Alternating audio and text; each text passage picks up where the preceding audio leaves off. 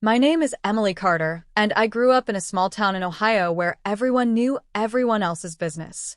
Our house sat at the end of a quiet street lined with old oak trees, a place that had seen years of love, laughter, and, sometimes, pain. When I was younger, life seemed simple. My mom, Sarah, was the anchor of our family. She worked as a nurse at the county hospital and raised my brother Jason and me on her own after our dad left when I was 10. Mom always carried herself with strength, though I could see the weight she bore in her tired eyes after long shifts.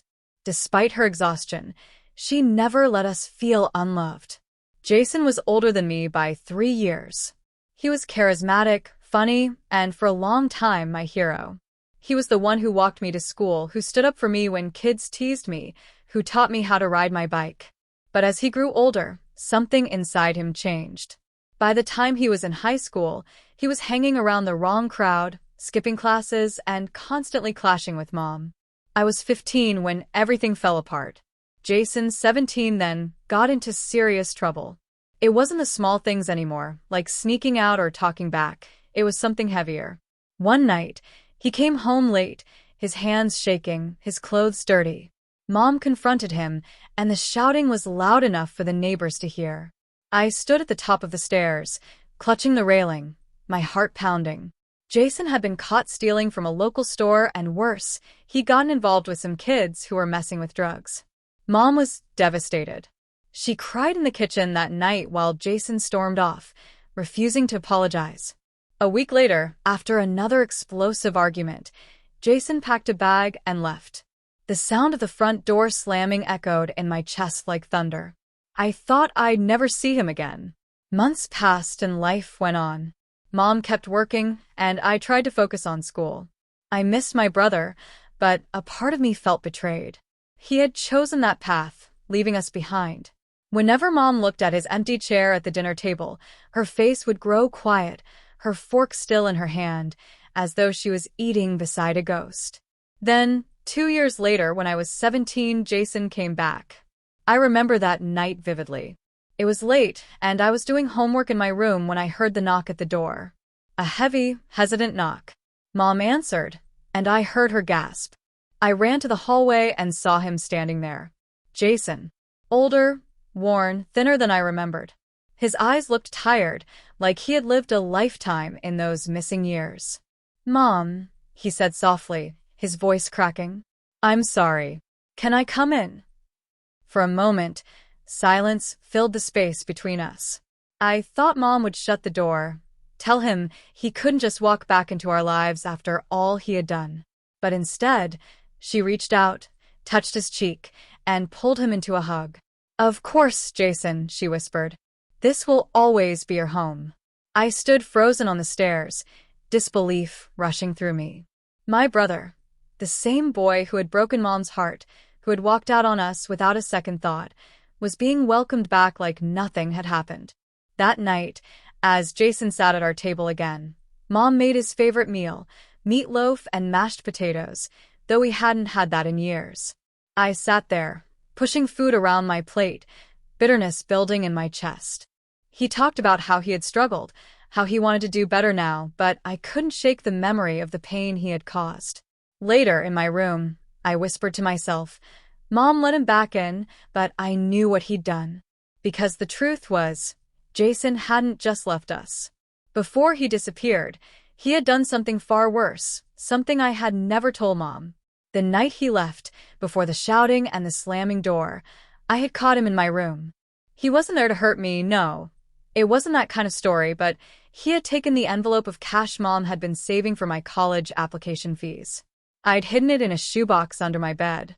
I walked in just as he was stuffing it into his pocket. "Jason, what are you doing?" I had asked, my voice trembling. He had looked at me with guilt in his eyes, then with anger. "I need this, Emily. Don't tell Mom." "But it's for school."